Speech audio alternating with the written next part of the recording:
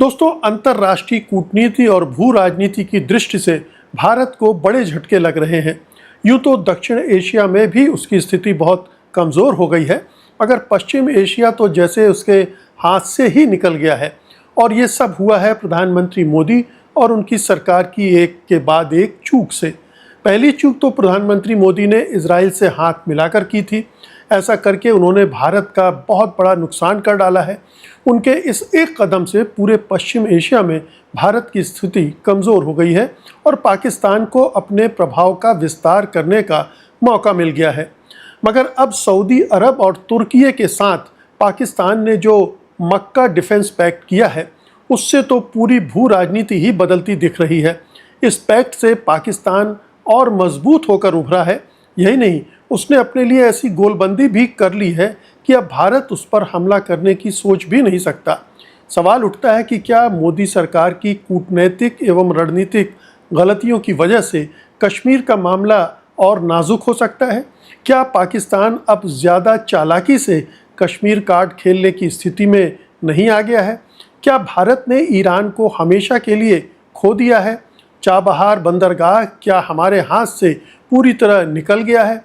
क्या पाकिस्तान को बाईपास करके ईरान के ज़रिए मध्य एशिया में जाने की योजना हमेशा के लिए खटाई में पड़ गई है? क्या इजराइल को हथियारों की सप्लाई करके मोदी सरकार ने इस्लामी दुनिया में भी भारत की विश्वसनीयता को ख़त्म कर दिया है?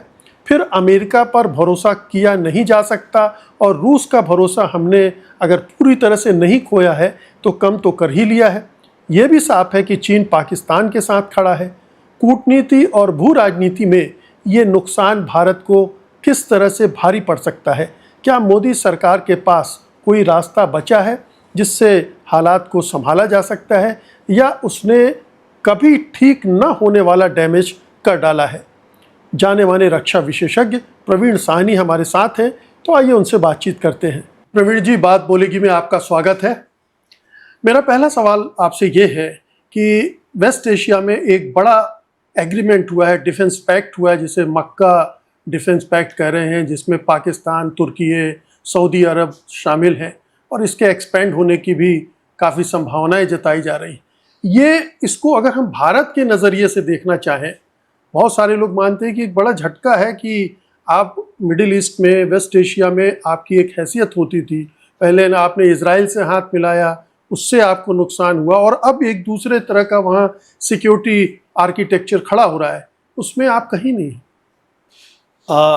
सबसे पहले तो धन्यवाद, आपने मुझे बुलाया अपने मंच पर। देखिए, ऐसा है कि जयशंकर जो हमारे विदेश मंत्री हैं, उन्होंने किताब लिखी है वाई भारत मैटर्स, और उसमें एक पूरा चैप्टर है जिसमें जिक्र है नियर नेबरहुड की। तो ये जो वेस्ट एशिया है, ये हमारे लिए बहुत ज़रूरी है। तो मैं ये नहीं कहूँगा कि ये झटका है हमारे लिए, ये एक सिग्नल है कि हमारी फॉरेन पॉलिसी अभी तक गलत है, हमें अपनी फॉरेन पॉलिसी को ठीक करना है। इसको मैं इस तरीके से देखूँगा। अब जहाँ तक ये अग्रीमेंट का सवाल है, तो देखिए, मैं इस पे आता हूँ, लेकिन मैं ये समझना चाहूँगा कि आप इसे झटका क्यों नहीं मान रहे? क्योंकि ये जब वार शुरू हुई थी ईरान के खिलाफ, अमेरिका और इजराइल की, और ठीक उसके पहले हमारे प्रधानमंत्री वहाँ गए थे और उन्होंने एक तरह से हामी भर दी थी नेतन्याहू को, और फिर जो वार जिस तरह से आगे बढ़ी और ईरान एक तरह से विजेता दिख रहा है, उसमें ये माना गया कि जो गेम हमारे प्रधानमंत्री खेलना चाहते थे वो तो हार गए, और अब ये जो दूसरा फेज आ रहा है वो भी हमारे अनुकूल नहीं है। तो इसे झटका आप क्यों नहीं मानते? देखिए, ऐसा है, जिसमें आपसे कह रहा था कि हमारी फॉरेन पॉलिसी मोदी सरकार की गलत है।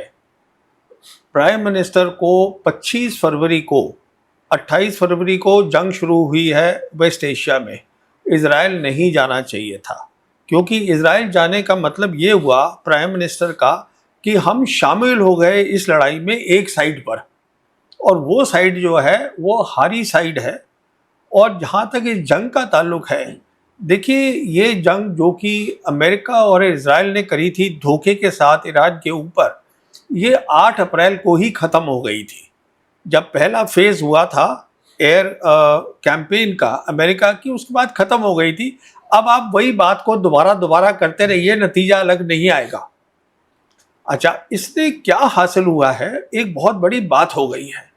वो बड़ी बात क्या हुई है कि हम जो बातें करते रहते हैं, न्यू वर्ल्ड ऑर्डर, एक नई सोच आ रही है, मल्टीपोलर वर्ल्ड है, दुनिया में 3 बड़ी ताकतें हैं, एक नहीं है, अब अमेरिका भी है, चाइना भी है, रशिया भी है। तो उसकी जो सोच थी, उस सोच में एक खास बात थी जिसे हम बोलते हैं कलेक्टिव सिक्योरिटी। ये थोड़ा सा बताना ज़रूरी है। कलेक्टिव सिक्योरिटी का मतलब ये है कि आपका और मेरी प्रॉब्लम्स हैं, 2 तरीके से ये हल हो सकती हैं। एक तो ये हो सकता है कि हम आपस में बैठ के बातचीत करें और देखें कि जो मेरी प्रॉब्लम है और आपकी प्रॉब्लम है, दोनों जो है कॉम्प्रोमाइज से सुलझाई जा सके। उसको कलेक्टिव सिक्योरिटी बोलते हैं। दूसरी होती है जिसको हम बोलते हैं कलेक्टिव डिफेंस। इसका मतलब ये होता है कि मेरी जो प्रॉब्लम है सिक्योरिटी की, मुझे वो पूरी मुकम्मल करनी है, आपकी जो सिक्योरिटी है उससे मेरा कोई लेना देना नहीं। So it will be at the cost of your security. तो उसमें जंग होती है, उसमें कॉन्फ्लिक्ट्स होती हैं, उसमें प्रॉब्लम्स होती हैं। तो ये एक नई सोच है जो कि ईरान के फॉरेन मिनिस्टर हैं अब्बास अरागची। ये देखिए, इन्होंने अप्रैल और मई के महीने में दौरा किया था रशिया का। अप्रैल में ये रशिया गए थे, जहाँ ये प्रेसिडेंट पुतिन से मिले सेंट पीटर्सबर्ग में। उसके बाद चाइना गए, वोंग ही से मिले, उनके विदेश मंत्री से। उसके बाद वापस आए। उसके बाद उन्होंने 29 अप्रैल को एक अनाउंसमेंट करी थी अब्बास अरागची ने, जिसमें उन्होंने कहा था कि अब ज़रूरत है लड़ाई के बाद एक नए सिक्योरिटी फ्रेमवर्क की। एक नई चीज़ हमें चाहिए है जो कलेक्टिव सिक्योरिटी होगी, और उसमें जो है पाकिस्तान को शामिल किया गया है। क्योंकि अगर आप MOU देखिए जो साइन हुआ था 17 जून को, जहाँ तक ईरान का ताल्लुक है, उन्होंने उसका नाम ही रखा है इस्लामाबाद MOU। तो उसमें पाकिस्तान शामिल है। तो अभी क्या हुआ है कि ये 4 मुल्क थे, जब ये जंग चल रही थी मार्च के महीने में, बहुत दबा के चली है। ये 4 मुल्क हैं, पाकिस्तान, टर्की, सऊदी अरेबिया और इजिप्ट। ये इनफॉर्मली आपस में ये क्राइसिस मैनेजमेंट कर रहे थे। उसमें क्राइसिस मैनेजमेंट में क्या था कि जैसे रीजनल कंट्रीज को बताना कि भाई देखिए, आप जो है लड़ाई को बढ़ाइए मत, ये सब बातें कर रहे थे। अब वो चीज़ फॉर्मल हो गई है। इजिप्ट को छोड़ के बाकी जो 3 कंट्रीज हैं, जो कि टर्की हो गई, सऊदी हो गई और पाकिस्तान हो गई, और अब जो फॉर्मल एग्रीमेंट आया है, पाकिस्तान जो फॉरेन ऑफिस है उन्होंने 7 अगस्त को एक प्रेस नोट निकाला है, जिसमें उन्होंने बताया है कि ये इसमें 2 खास बातें हैं। एक बात है कलेक्टिव सिक्योरिटी, जो मैंने आपको बताया कि जब अमेरिका की फौज यहाँ से चली जाए और जाएगी वेस्ट एशिया से, तो उसके बाद क्या होगा कि सारी जो वेस्ट एशिया की कंट्रीज़ हैं, और ज़्यादातर मुस्लिम कंट्रीज़ हैं, शिया सुन्नी का कोई मतलब नहीं है, मुस्लिम कंट्रीज़ हैं, ये आपस में बैठ के अपनी सिक्योरिटी तय करेंगी। उसमें पाकिस्तान एक बहुत बड़ा रोल प्ले कर रहा है। उसकी ऑलरेडी डिफेंस कोऑपरेशन हो रखा है सऊदी के साथ, कुवैत ने रेटिफाई कर दिया है, और भी मुल्क करेंगे। तो आपस में बैठ के अपनी सिक्योरिटी, अपनी और प्रॉब्लम जो है उसको रिजॉल्व करें, इसे बोलते हैं कलेक्टिव सिक्योरिटी। दूसरी बात है कलेक्टिव डिटरेंस। इसका मतलब यह है कि अगर कोई बाहर की कंट्री है या वेस्ट एशिया में, इशारा है इजराइल की तरफ, अगर इजराइल जो अभी कह रहा है मैं लड़ाई बंद नहीं करूंगा, और उसकी ड्रीम आप जानते हैं ग्रेटर इजराइल बनाने की है, उसके रिश्ते टर्की के साथ अच्छे नहीं हैं। अब वो दोनों आपस में कुछ करते भी रहते हैं, पर ओवरऑल जो है वो कह रहे हैं कि हमें खतरा है। अब ये इशारा साफ है कि अगर आप कुछ भी करेंगे, एक 3 कंट्री में से इजराइल कुछ भी करेगा, तो तीनों कंट्रीज उसके साथ खड़ी होंगी। तो ये 2 बातें हुई हैं इसमें जो खास बात है। जी, अब मैं इसको भारत से भी जोड़ना चाहूँगा जी, कि अब अगर पाकिस्तान को भारत कुछ करता है किसी वजह से, तो वो 2 कंट्री भी पाकिस्तान के साथ खड़ी होंगी। इस एग्रीमेंट के तहत किसी भी देश पर हमला होगा, मतलब तीनों देशों पर हमला माना जाएगा। जी, पहले ये सऊदी अरब के साथ था। ना, इसको इस तरीके से मत लीजिए। इसका मतलब ये होगा कि अगर हिंदुस्तान और पाकिस्तान की जंग होती है, तो अगर पाकिस्तान को ज़रूरत है इन 2 कंट्रीज़ की, किस तरीके की मदद चाहिए, ड्रोन्स चाहिए मान लीजिए टर्की से, या कुछ और सामान चाहिए, कुछ सऊदी से चाहिए, तो वो उसको प्रोवाइड करेंगे। जंग जो है, अगर वो कहेंगे कि आके हमारे साथ जंग लड़ो तो दूसरी बात है। लेकिन एग्रीमेंट में ये प्रोविजन तो है। हाँ, मैं मान गया आपकी बात, पर क्या होगा कि जहां तक पाकिस्तान का ताल्लुक है, पाकिस्तान जो है वो लड़ाई करेगा हिंदुस्तान के साथ चीन की मदद से, जो हमने सिंदूर में देखा था। उसी तरीके से अगर टर्की और इजराइल की जंग होती है, ये टर्की डिसाइड करेगा अगर उसको पाकिस्तान चाहिए, किस तरीके से चाहिए। तो ये लिखना कि attack on one is attack on all three, इसका मतलब ये नहीं है कि उनकी फौज वहां पे जाके खड़ी हो जाएगी। इसका मतलब ये है, अगर जरूरत होगी फौज की, क्योंकि टर्की की जो मिलिट्री है बहुत स्ट्रांग है, पर उनको कई और चीजें चाहिए हो सकती हैं, मान लीजिए पाकिस्तान से, कुछ सऊदी से, तो ये तीनों मुल्क जो हैं एक साथ खड़े होंगे और इसमें और मुल्क भी जुड़ेंगे। इसमें अभी इजिप्ट भी जुड़ेगा, पर उसमें वक्त लगेगा। वक्त इसलिए लगेगा क्योंकि इजिप्ट का एक कैंप डेविड अकॉर्ड है 1979 का इजराइल के साथ, जिसका मतलब यह है कि इजिप्ट किसी भी एग्रीमेंट में नहीं जा सकता जो इजराइल के खिलाफ हो। तो ये यहाँ पे दिक्कत आ रही है। तो और भी आएंगे, कुवैत भी इसमें आएगा, कतर भी आएगा। अच्छा, एक बात इंपॉर्टेंट क्या है, ये एग्रीमेंट तो है ही है, पर जो बाइलैटरल एग्रीमेंट भी है वो भी है। वो बाइलैटरल एग्रीमेंट ऑटोमेटिकली इसमें नहीं चले जाएंगे, वो अलग है। तो ये बेसिकली एक खाका बन रहा है, एक सिक्योरिटी फ्रेमवर्क बन रहा है वेस्ट एशिया में अमेरिका फौजें जाने के बाद का। जी, लेकिन जो आपकी बात को मैं आगे बढ़ा रहा हूँ, अभी जब ईरान पर हमला किया और ईरान ने भी सऊदी अरब में जो अमेरिकी अड्डे थे उन पर हमला किया, तो पाकिस्तान ने 15,000 सैनिक भेजे वहाँ और अपने एयरक्राफ्ट्स भी भेजे। तो चूंकि सऊदी अरब पर हमला हो रहा था, इसलिए पाकिस्तान भी उसकी मदद के लिए तैयार हो गया। तो ये एक जो भी इस पैक्ट में शामिल हो रहे हैं, उनके बीच बेशक अभी खुल के ना कहा जा रहा हो, लेकिन ये ऐसी सूरत जब बनेगी तो ऑफ कोर्स वो जुड़ेंगे, मदद भी करेंगे। ऑपरेशन सिंदूर के समय भी टर्की मदद कर रहा था। तो ये भारत के लिहाज से मैं सोच रहा हूँ कि पाकिस्तान ने अपने आप को और भी ज़्यादा मजबूत कर लिया है। देखिए, मैं ये इसको इस तरह नहीं बोलूँगा। जो पाकिस्तान और सऊदी का एग्रीमेंट हुआ है वो 2025 में हुआ था, ठीक है ना, वो पहले हो गया था।